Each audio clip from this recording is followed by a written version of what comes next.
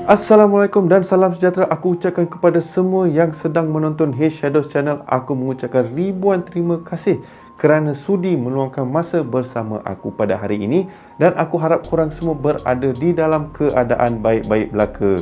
And kepada korang yang masih baru lagi di channel aku mengucapkan selamat datang ke Hey Shadows Channel, di mana aku berkongsikan dengan korang kisah-kisah seram, kisah misteri dan juga kisah-kisah yang berkaitan dengan sihir yang terjadi kepada individu-individu yang kurang bernasib baik. So, pada hari ini aku akan berkongsikan dengan korang pengalaman yang dialami oleh Sidik dan juga Johari, di mana mereka ingin pulang ke kampung halaman diorang di Batu Kurau setelah sekian lama tak pulang ke kampung akibat PKP dengan semua benda tu.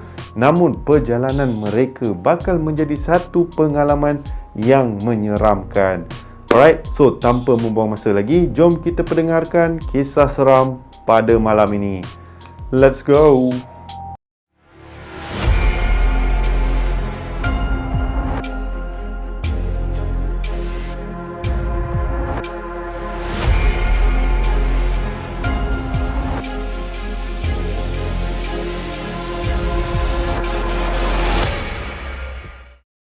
Seperti ramai di antara kita orang yang pernah merasa saat satu dunia diserang dengan virus COVID-19, dan pada masa itu kerajaan telah melarangkan segala pergerakan dan hanya mereka-mereka yang tertentu saja dibenarkan, dengan kata lain lockdown lah.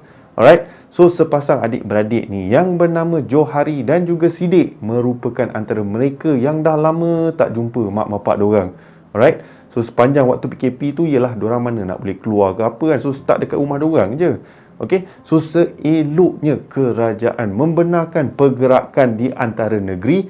Aku confident mat bagi nama kan, pergerakan antara negeri. Tapi reda je. Alright, so lepas kerajaan dah benarkan semua benda tu, terus mereka berdua plan untuk pulang ke kampung mereka yang terletak di Batu Kurau. So pada awalnya mereka berdua pun plan lah untuk balik ke kampung pada awal pagi kan. Sekurang-kurangnya mereka sampai ke Batu Kurau dalam tengah hari macam tu lah. Dapatlah spend time lebih sikit dengan ahli keluarga diorang. Namun yelah, kita hanya mampu merancang, Allah yang menentukan segalanya. So pada awalnya mereka start cuti pada hari diorang nak travel ke Batu Kurau. Tapi entah macam mana last minute pula ada tugasan yang boleh dikatakan membabitkan keuntungan berjuta agak lah. Boy, tak nak main beribu, nak berjuta terus. Alright, seperti drama-drama Melayu yang kita ada ni, semua main juta-juta kan, bilion-bilion, tak main lah, ribu-ribu semua. Okay, so lebih kurang lah kisah pada hari ni. So dorang ni terpaksa lah layan satu customer ni, and sedar tak sedar dah pukul 4 petang mat. So dah pukul 4 petang, dah lambat, dah lari semua plan-plan diorang untuk pulang ke Batu Kurau pada awal pagi. Tapi sebelum tu aku lupa nak kisahkan sedikit background berkenaan Sidik dan Johari ni. So Sidik dan Johari ni merupakan businessman yang banyak berniagakan kain-kain import. Lebih kurang macam tu lah, sebab tu dia punya keuntungan dia besar-besar, sebab dia bukan apa orang kata bisnes yang kecil-kecilan, boleh kata agak besar agak lah, import kain lah apa semua benda tu. Alright, so selepas dah selesainya semua benda tu, semua deal dengan customer semua bagai, diorang pun baliklah ke rumah diorang, balik bersiap-siap semua benda, and nak tolak lah pulang ke kampung. Tapi time tu dah pukul 6, lebih dekat pukul 7 macam tu lah, okay? Dalam 6.30, 6.45, dekat-dekat dengan pukul 7. Lalu si Sidik ni pun cakap lah kat Johari, weh, nak bertolak ni mau pukul 12 malam sampai macam tu kan, dengan makan gitu, nak makan semua benda, trafik pula tak tahu macam mana kan. Dan sekarang ni pula semua nak balik kampung kan. So Johari ni pula balas, alah tak ada hal lah, lambat pun lambat lah, apa dah hal, drive chill-chill sudah, nak risau apa. Sidik pun cakap tak best lah, satu hari kita patut ada kat sana ni, sekarang kita dah sampai sana pun satu hari burn, tak ada apa-apa pun, kita nak enjoy pun keesokan harinya pun kan. Ni macam pun lah. So si Sidik ni rasa macam rugilah sehari kan, kesian dekat mak bapak diorang yang berharap yang diorang dapat balik awal. So si Johari ni pun cakap, alah diorang nanti faham-faham lah, bukan kita sengaja nak balik lambat, kita ada tugas kita, sebab tu kita lambat sikit. So lepas dah settle ke semua benda tu, barang diorang pun dah pack and diorang semua dah get ready and everything, and diorang pun memulakan perjalanan mereka pulang ke kampung halaman. So si Johari dan juga si Sidek ni pun memulakan perjalanan mereka menghala ke utara. And diorang tahulah dari KL nak sampai ke Kemunting. Kemunting kira macam exit, diorang nak masuk ke Batu Kurau lah. Alright, mengambil masa dalam lebih kurang 3 jam macam tu. And diorang berdua ni confirm akan stop dekat Tapah. Sebab bagi diorang itu adalah rutin diorang sebelum PKP, sebelum apa benda ni semua. Bila diorang balik ke kampung, diorang akan chill dekat Tapah, makan-makan semua benda dulu. Barulah diorang akan memulakan perjalanan semula. So selepas sejam macam tu lah si Johari memandu. Johari dah sedar trafik makin bertambah berbanding dulu. Terasa seperti terlebih banyak pula kereta kan lepas MCO. Even sekarang kalau korang sedar pun lepas PKP, MCO ke apa benda semua tu kan, nampak macam keadaan makin ramai dekat makin banyak apa benda saya. So macam aku cakap tadi, selepas PKP ni semua, kalau korang tengok, kalau korang keluar tiap-tiap hari Minggu korang keluar, korang akan tengok ramai orang kat luar. Macam kau bandingkan dulu adalah ramai lah orang, tapi tak adalah seramai ni. So si Sidek ni pun cakap, bro, bukan kita je lama tak balik kampung, ramai je lagi yang tak balik kampung. Sebab tu lah banyak trafik, biasalah tu. So Johari pun hanya mengangguk and mereka pun meneruskan perjalanan dorang sampailah dorang tiba di Tapah. And macam biasa, dorang pun lepak-lepak dulu, makan-makan, chill dulu kan, rehatkan badan, and baru mereka meneruskan perjalanan mereka. So setelah hampir sejam macam tu dorang berada di Tapah, lepas dah selesai semua benda tu, Johari dan juga Sidek pun bergerak keluar dari Tapah dan meneruskan perjalanan mereka ke kampung halaman mereka. And jam pada ketika itu dah pukul 9 lebih, dan kedua mereka tahu ada lagi 2 jam lebih kurang macam tu lah untuk sampai ke rumah ibu bapa diorang. So untuk elak mengantuk dan semua benda ni, si Sidek tanyalah si Johari, "Weh, kau ingat tak jalan menghala ke Batu Kurau ada satu laluan yang selalu ada gangguan?" Nah, time driving pula dia nak cerita kisah-kisah seram ni. So si Johari ni pun balas lah, "Kau dah kenapa sembang pasal hal ni?" Sidek pun cakap, "Taklah, saja memalam macam ni kan, nak elak mengantuk ke apa benda semua, best gak dengar ataupun layan cerita-cerita hantu ke apa ke, baru feel," kata si Sidek ni. So si Johari pun cakap, "Banyaklah kau punya feel. Kau tahu kan kita lalu jalan tu nak menghala ke rumah mak.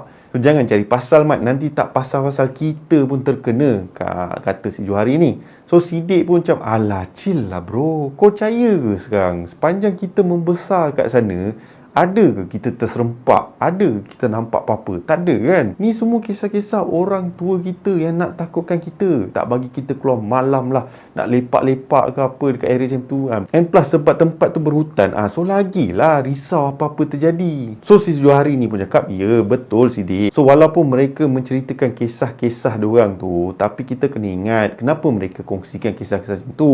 Sebab kadang-kadang kita tak tahu apa yang ada dekat situ. Kita tak mengalami apa yang mereka alami." Sidek pun macam cakap, "Alamak, deep gila mat kau ni. Deep, chill lah. Chill sudah. Jangan nak mengelabah boleh tak?" Kata si Sidek ni. So Johari pun lepas Sidek duk pujuk dia, Johari pun cakap, "Yalah, okey, lantak kau lah kau nak cerita kan. Okey, jom. So susah benar nak cakap dengan orang yang tak faham ni," kata si Johari. So si Johari pun cakap, "Macam ni, apa kata kau cerita apa yang kau ingat pasal jalan tu, lepas kau dah settle cerita semua benda tu, aku pula yang ceritakan, aku pula yang kongsikan. Aku tahu beberapa kisah yang aku sendiri pernah dengar, tapi aku nak dengar kisah dari kau dulu. Kita tengok siapa punya kisah yang lagi seram." So Sidek pun macam, bukan main siap challenge mat. "Okey boleh, aku start dulu," kata si Sidek. Lalu kedua adik-beradik tersebut memulakan perkongsian kisah seram yang pernah didengari oleh mereka satu ketika dahulu. Dikatakan terdapat satu kisah yang pernah berlaku pada satu pakcik ni di satu ketika dahulu. And time ni jalan pun tak beberapa nak maju, and lampu jalan pun tak ada lagi. Dan disebabkan kawasan tersebut merupakan kawasan berbukit dan berhutan, so memang dikatakan ada penghuni-penghuninya dekat jalan tersebut. So nak dijadikan cerita, ayat paling famous bila kita nak kongsikan kisah-kisah seram ni, nak dijadikan cerita, terdapat satu kisah di mana terletak satu jalan yang menghala ke Batu Kurau, di mana dikatakan ramai penduduk kampung yang lalu dekat situ tak berani pulang ke rumah pada waktu malam, and selalunya dinasihatkan kalau dah lewat malam sangat tu, stay lah kat mana dekat Taiping ni, tak payah balik dulu. Namun, ada satu pakcik ni yang menganggap yang semua kisah-kisah ni hanyalah kisah dongeng yang menakut-nakutkan orang. Malah orang Batu Kurau sendiri yang cakap area dorang mana ada pot-pot seram. Tapi yelah, bagi yang tak terkena, ingat jangan terlalu bongkak. Sebab apa? Kita tak tahu cara dia ganggu kita lagu mana. So berjaga-jagalah dengan percakapan kita, adab kita, dan semua benda-benda tu lah. Sebab kita tak tahu, yalah mungkin tempat tu tak ada apa-apa, tapi disebabkan perangai kita, sebabkan kebongkakan kita, kemungkinan besar kita pun sesilap akan diganggu, seperti mana aku dengan Zaf diganggu time pergi Ulu Yam dulu. Okey, berbalik kepada cerita. So dikatakan barang siapa yang melalui jalan tersebut selepas waktu-waktu yang tertentu, dorang akan terserempak dengan satu makhluk yang menunggang basikal. Tu tak pelik. Yang pelik adalah dikatakan makhluk yang sedang mengayuh basikal tersebut tak mempunyai kaki, dan dikatakan kelajuan basikal tersebut bergerak, boleh dikatakan langsung tak masuk akal. Laju dia kereta yang kau bawa Ferrari pun boleh dikatakan macam tu lah. Alright, so berikut adalah kisah yang dialami oleh pakcik tersebut, di mana dalam perjalanan balik dari Bandar Taiping menggunakan kereta Ford Datsun 120Y. Mana kau tak tahu, kau pergilah check, tu kereta lama mat. Right, sebab kisah yang aku kongsikan ni kisah yang lama berlaku satu ketika dahulu. So kereta ni dulu kebanyakannya tak beraircon, and diorang akan letak kipas kecil tu kan. Kipas yang kau tahu yang kipas biru besi tu kan, bukan macam kipas kita zaman sekarang yang cucuk USB tu. Dulu mana ada USB kan. So pada malam itu Pak Junid lepas selesainya tugasnya sebagai pemandu teksi, jam waktu tu dah pukul 9 malam, dan time tu orang tak banyak keluar. Yelah, zaman dulu apa je nak buat kat luar pun, tak ada aktiviti sangat. So kawasan bandar tu semua standard lah, tak ramai orang. So Pak Junid ni pun malas nak tunggu lama semua benda tu. Pak Junid pun menghala pulang ke rumahnya di Batu Kurau. Sepanjang perjalanannya, Pak Junid tak terfikir apa-apa pun yang menyeramkan. Pak Junid dengan tingkap terbuka sambil isap rokok menikmati angin sejuk di kala malam. Tak ada terbayangnya hantu. Namun dalam beberapa kilometer macam tu, tiba-tiba Pak Junid ni nampak seperti seseorang yang sedang mengayuh basikal di bahagian kanan jalan. And pada ketika itu jalan tak besar lagi, so jalan kecil je, jalan kampung, jalan biasa lah kan. So jarak di antara kereta Pak Junid ni dan juga penunggang basikal tersebut boleh dikatakan agak dekat lah. So lalu Pak Junid ni usahlah penunggang basikal tersebut. Jam gak mat, malam-malam macam ni ada orang kayuh basikal dan hanya berlampukan lampu basikal yang menggunakan dynamo. Tiba mat. So Pak Junid ni pun malas nak layan dan memotong penunggang tadi dan teruskan perjalanannya. So selang beberapa meter di hadapan Pak Junid ternampak lagi sekali penunggang basikal tersebut. And Pak Junid time ni dah rasa ada benda yang tak kena dah. Lalu Pak Junid pun memotong penunggang basikal tersebut. Lagi sekali dia potong. And sekali lagi Pak Junid nampak lagi kelibat yang sama, makhluk yang sama sedang mengayuh basikal, namun tanpa membuang masa. Lepas tu terus masuk gear and pecut nak bagi hilang teruslah basikal tersebut kan. Kau jam mat, berapa kali kau nak potong basikal tersebut kan? Pelik mat. So ni lah part yang boleh dikatakan agak menyeramkan. Sebab apa? Kelihatan di cermin belakang makhluk yang menunggang basikal tadi seolah-olah mengejar Pak Junid tau. Dan tanpa Pak Junid sedar, penunggang basikal tersebut berada di belah kiri kereta Pak Junid sambil tersenyum. Dan tanpa Pak Junid sedar, boom, Pak Junid hilang kawalan. Aksiden termasuk dalam parit. So nasib baiklah Pak Junid tak mengalami apa-apa kecederaan yang teruk.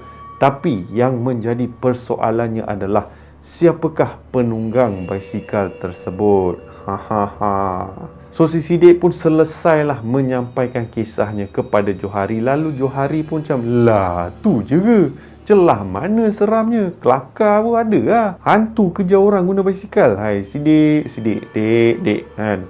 Pelik benar kisah kau ni. So sepanjang perkongsian kisah tersebut, sedar tak sedar mereka telah pun tiba di Ipoh. Tak jauh lagi lah dari perjalanan diorang nak sampai ke Taiping. So si Johari ni pun cakap, okey Sidik, kau pun dah cerita kisah kau kan? So jom, mari aku cerita pula kisah yang pernah aku dengar satu ketika dahulu, di mana insiden ni boleh dikatakan agak menyeramkan. Lalu Johari pun menceritakan kisah yang dikongsikan kepadanya. Selepas selesainya kisah yang dikongsikan oleh si Sidik ni, Johari pun berkongsikan kisah seram yang diceritakan kepada Johari satu ketika dahulu, dan katanya kisah ini bukan untuk mereka yang lemah semangat. Gila lah. So Sidik pun cakap, iyalah, kau ya je kan. So Johari pun balas, diam, kau jangan banyak cerita. Kau dah cerita kau punya part tadi kan, sekarang aku pula nak cerita. Lalu Johari pun berkongsikan kisah seram dia kepada si Sidik ni. Dikatakan insiden ini berlaku hampir 10 ke 15 tahun, macam itulah lamanya kan. Okey, insiden yang berlaku di kampung halaman mereka di Batu Kurau, di mana terdapat seorang lelaki ni yang dari KL yang lepas sekian lama bekerja dekat Kuala Lumpur, akhirnya nak pulang ke kampung halaman di Batu Kurau. And seperti si Johari dan juga si Sidik ni, dikatakan lelaki tersebut melalui jalan tersebut pada waktu malam. Macam biasalah, alright, lewat malam macam tu lah. And pada ketika itu memang tak banyaklah kenderaan. So lelaki tersebut yang diberikan nama Roslan. So si Roslan ni pun memulakan perjalanannya dari Kuala Lumpur ke Batu Kurau. And sepanjang perjalanannya tak adalah apa-apa gangguan sehinggalah dia sampai dekat laluan yang dikatakan jalan yang seram yang terdapat di Batu Kurau. So dikatakan apabila si Roslan ni telah tiba di jalan tersebut, okey, time tu tah macam mana tiba-tiba dia rasa dia nak guna tandas, and time tu manalah ada tandas dekat kawasan tersebut kan. So si Roslan ni nak tak nak terpaksa berhenti di tepi jalan dan membuang hajatnya yang kecil. Macam tu sekali. Tapi yelah kawasan gelap kan, so mana nak nampak apa-apa kan. So dia cepat-cepatlah kan. Time tu dia main redah, dia main buang air semua. Dah selesai, dia pun masuk dalam kenderaannya dan meneruskan perjalanan. So dikatakan selepas beberapa kilometer melalui jalan tersebut, tiba-tiba Roslan ni terserempak dengan satu gadis yang sedang berjalan di bahu jalan. Banyak betul jalan, amboi. So si Roslan ni nampaklah satu perempuan tu tengah berjalan kat situ kan. So si Roslan ni pun, yelah, dia pun macam rasa kesian kan, lewat-lewat malam macam ni kan. So dia pun berhentikan kita and tanyalah kepada wanita tersebut, cik nak pergi mana ni lewat-lewat malam ni kan, lalu dekat jalan sini, bahaya cik. So macam biasalah selalunya kan, banyak-banyak insiden-insiden yang nampak orang tepi jalan. And ada juga mereka-mereka yang baik hati untuk tanyakan ataupun untuk cek kalau siapa-siapa yang perlukan bantuan. Bagus kita sebagai rakyat Malaysia.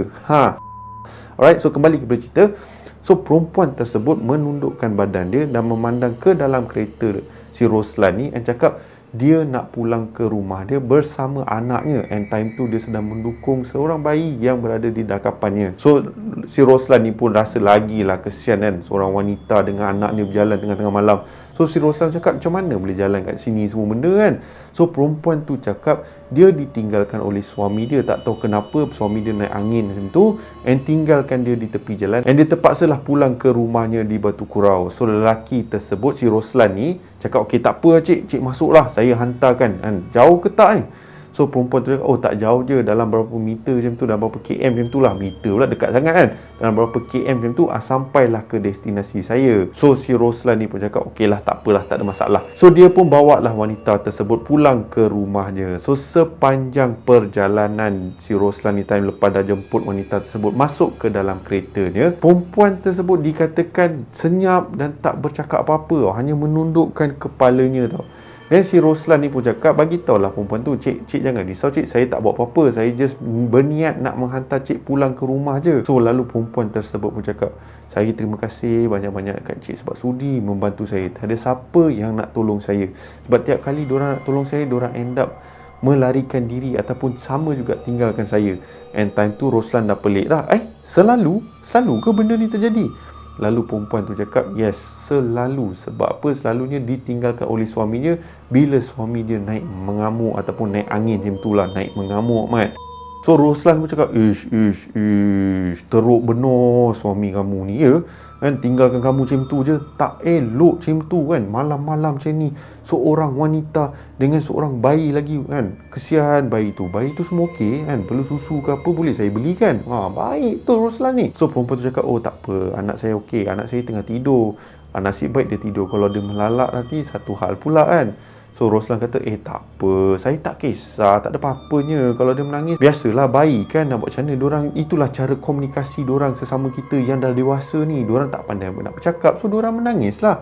Oh, Roslan punya ayat dahsyat. So time tu si Roslan pun macam biasalah memandu semua benda tu. Tapi Roslan ni pelik sebab sepanjang perjalanan dia, perempuan tersebut tak cakap pun mana nak belok, mana nak apa. Si Roslan main belasah terus kan. Sampailah satu ketika tu tiba-tiba perempuan tu suruh pusing kanan. And bila dia pusing kanan, dia melalui satu kawasan berhutan macam tu tau. Laluan sempit gila pada ketika itu. Alright, amboi pada ketika itu.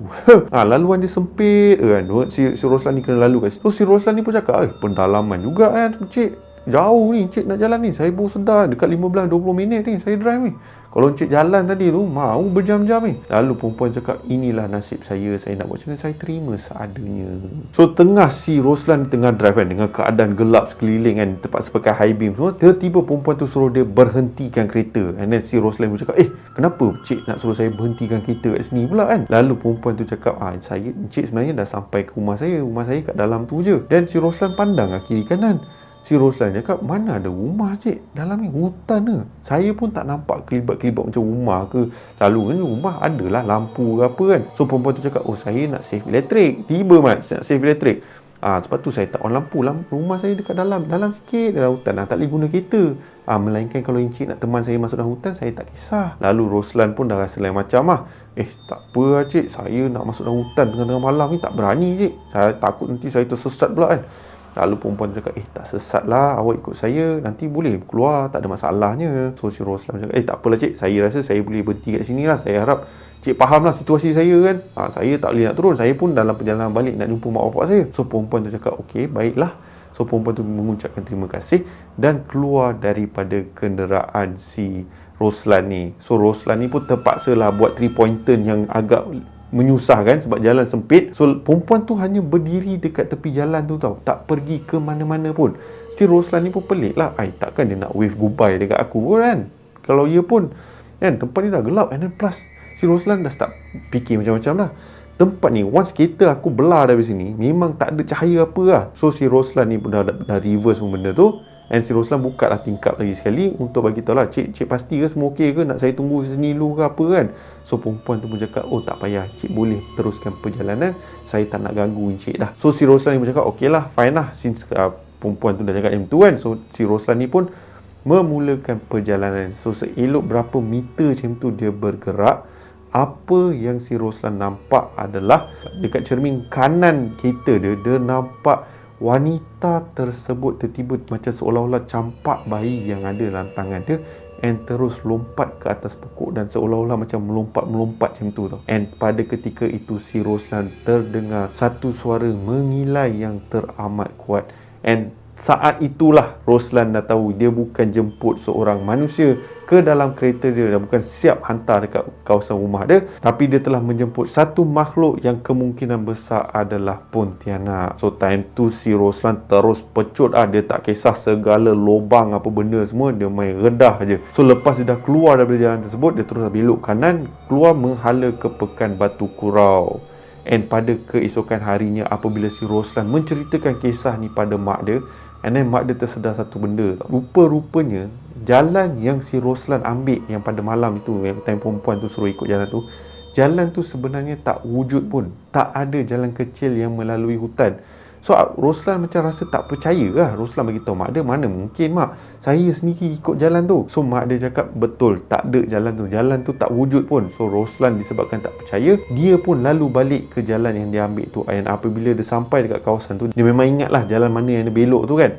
Dan apabila dia sampai, dia tak nampak apa-apa jalan pun dekat situ, hanyalah hutan-hutan yang tebal. So tak tahulah, kemungkinan besar si Roslan ni dah masuk ke alam lain dengan kereta man.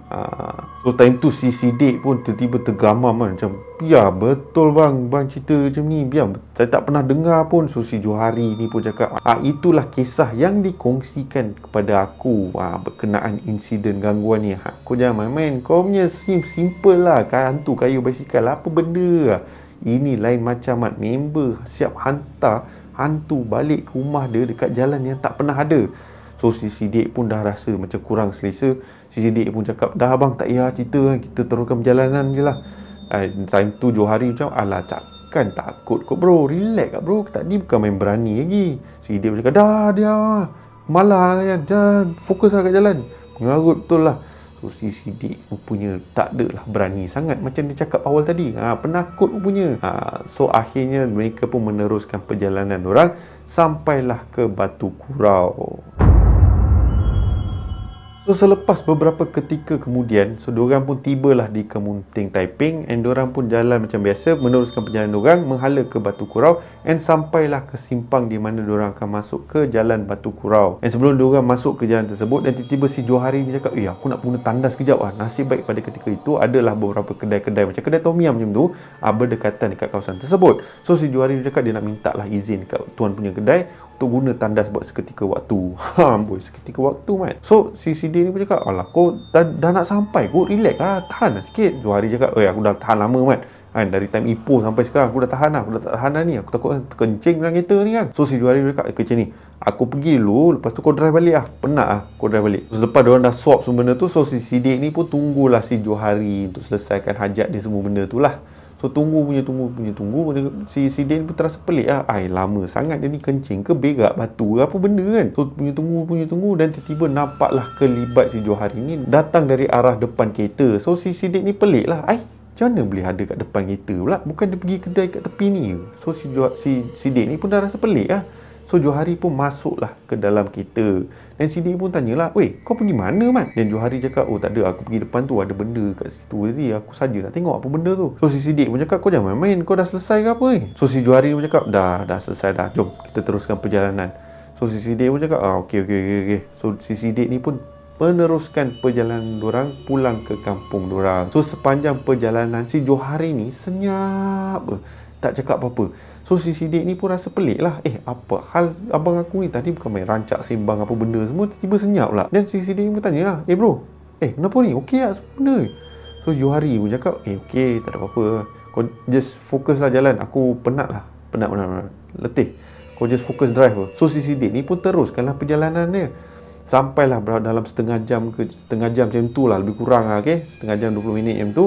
Tibalah si Siddiq dan juga si Johari ni ke rumah kedua ibu bapanya. And kelihatan kedua ibu bapanya diorang still menunggu kehadiran diorang tiba ke kampung. Dah lewat malam dekat pukul 1 dah time tu. So si Siddiq pun dah buka pintu keluar semua benda. Si Siddiq ni pun terus pergilah ke rumah kedua ibu bapanya. And kedua ibu bapanya pun menyahutlah anak mereka pulang daripada kampung. And then ibu kepada si Siddiq ni tanyalah, awak balik seorang je ke? Si Johari ni mana? Dan si Siddiq pun cakap, tu ada tengah ambil beg semua benda tu. Lalu ibu si Siddiq ni pun tanya, ambil beg? Mak tak nampak siapa-siapa keluar daripada kereta, kau seorang je. Lalu si Siddiq pandang belakang, and yes, time tu tak ada kelibat sesiapa pun. And si Siddiq tak nampak pun mana si Johari menghilangkan diri kan. Lalu ayah kepada si Siddiq ni pun tanyalah, kau biar betul mana ada Johari? Kau datang seorang ke? Kita nampak kau tadi dari jauh pun nampak dalam kereta kau seorang ke? Tak ada siapa-siapa pun dengan kau. And tiba kedengaran bunyi telefon si Siddiq ni. And nampak telefon tersebut, rupanya abang dia tengah telefon dia, si Johari ni tengah call dia. Lalu si Siddiq pun jawablah telefon dia. So apabila dia jawab, si Johari ni maki hamun dekat si Siddiq. Sebab apa? Rupa-rupanya Johari masih ada dekat kedai tu lagi. And rupa-rupanya yang si Siddiq bawa balik tu bukan Johari pun. Tak tahu siapa yang dia dah bawa balik. So si Siddiq ni macam tergamam dekat situ kan. Masih terdengar suara si Johari ni menjerit-jerit dalam, "Oi, kau kat mana? Kau pergi mana? Oi, kau tak boleh harap lah semua benda tu kan." Boleh dengar. And time tu lah ibu si Siddiq ni ambil telefon and bagi tahu kat Johari, "Ni adik kau ada kat sini, dia tengah tergamam. Sebab apa? Adik kau dah terkena." Lalu si Johari ni pun tanyalah mak dia, apa maksud mak yang si Siddiq ni dah terkena? Terkena apa? Lalu mak si Johari dan Siddiq ni pun bagi tahulah yang rupa-rupanya Siddiq ni dah terjemput benda yang tak patut dijemput. Dan rupanya dikatakan si Siddiq ni telah menjemput satu makhluk yang menyerupai si Johari ni. So time tu ayah dia cakap, dah tak payah nak bising apa-apa semua. Jom kita naik satu kereta, kita pergi jemput Johari. And diorang pun pergilah ke kedai yang diorang berhenti tadi, jemput si Johari and pulang ke rumah. And selepas insiden tersebut, si Sidik ni terus demam panas. Macam biasalah, dia tak percaya dengan apa yang berlaku. And Johari ni macam biasalah, mesti menyakat abang kan, mesti lah sakat adik dia. So si Johari bagi tahu lah dekat si Sidik, wah, kau bukan main lagi, main belasah jemput kan, bukan nak tanya apa-apa soalan ke apa kan. Lalu si Sidik pun disebabkan akibat trauma dengan insiden tersebut, Sidik pun cakap, diam lah, kau ni tak payah, aku dah terkena kan, ni cerita kau ni. Lalu Johari pun gelak, nasib baik tak ada apa-apa insiden yang kurang manis berlaku, hanyalah gangguan macam tu. Gangguan simple je kan, menyerupai je. Tapi ingat, walaupun simple-simple macam tu, agak menyeramkan apabila kau ingat itu adalah abang kau, tapi rupa-rupanya itu bukan abang yang duduk di dalam kereta. Alright guys, aku harap korang terhibur dengan kisah yang aku kongsikan pada hari ini. Merupakan satu kisah yang bagi aku agak interesting. Sebab apa? Sepanjang perjalanan diorang tak adalah mengalami apa-apa gangguan, tapi diorang berkongsikan cerita kisah mana yang paling seram semua. Last-last si Sidik ni yang terkena tanpa disedarinya kan. Yelah, tapi benda-benda macam ni manalah kita nak sedar kan, benda macam tu boleh berlaku. Alright, so again, aku harap korang semua terhibur dengan kisah yang aku kongsikan pada hari ini. And also, aku just nak kongsikan dengan korang, baru-baru ni aku ada berkolaborasi bersama dengan Zaf Channel, okay? Di mana aku memunculkan diri di dalam satu segmen, iaitu Malam Puaka Special, di mana aku dan juga Zaf pergi ke satu lokasi di Ulu Yam, tempat yang pernah aku, bukan nak kata dibesarkan sebab tak lama pun aku dekat area situ kan. So aku just nak bagi time tu, sambil menceritakan kisah seram yang berlaku ke atas diri aku nak bawa kepada semua viewers yang sedang menonton pada ketika itu feel ataupun orang kata merasailah pengalaman yang time aku berada dekat situ kan, time kita orang berada dekat situ. So dengan aku pergilah rumah lama yang aku pernah stay kat situ, and then lepas tu kita orang lalu satu jerat Cina ni kan, agak menyeramkan lah, jalan memang gelap gila. And dalam video tersebut ada juga kita berdua ni terkena gangguan-gangguan yang kurang manis. So kepada korang yang masih belum sempat lagi tengok video tersebut, aku akan tinggal link dekat atas ni. Alright, kalau korang tak nampak link kat atas ni, aku akan tinggal link dekat bawah supaya korang boleh pergi ke Zaf Channel and tontonlah video Malam Puaka Special. And sekiranya korang masih belum subscribe ke Zaf Channel, korang bolehlah ala-ala sekali subscribe ke channel dia. And Zaf banyak berkongsikan kisah-kisah seram yang ada unsur-unsur sketsa, unsur-unsur drama dan bermacam-macam lagi. Alright, so aku akan tinggal link dekat bawah. Korang bolehlah pergi ke channel beliau. Channel beliau weh. Okay, so sekiranya korang suka pada kisah yang aku kongsikan pada hari ini, seperti biasa korang boleh tekan butang like yang ada di bawah. And juga kepada korang yang masih belum subscribe ke channel aku, korang boleh tekan butang subscribe, diikuti dengan bell notification supaya mana-mana video yang aku uploadkan korang akan diberitahu terlebih awal. So yes, kita pun bakal beraya tak lama lagi. So aku harap korang semua dah ready dengan persiapan segala persiapan lah untuk beraya nanti kan. Baju Melayu lah, baju kurung lah, dan macam-macam lagi. Okay, tapi still kita masih dalam fasa bulan Ramadan. Kita ada puasa yang harus dilaksanakan, kewajipan yang harus dilaksanakan. So jom kita gunakan sehabis baik hari-hari ini sebelum kita menyambut Hari Raya Aidilfitri. Alright, so seperti biasa, nama aku Shadows, and by the orders of the Shadows, selamat berpuasa, stay safe, stay healthy, sehingga kita berjumpa lagi di konten yang akan datang. Assalamualaikum. Bye-bye gang. Kita jumpa lagi. Peace out.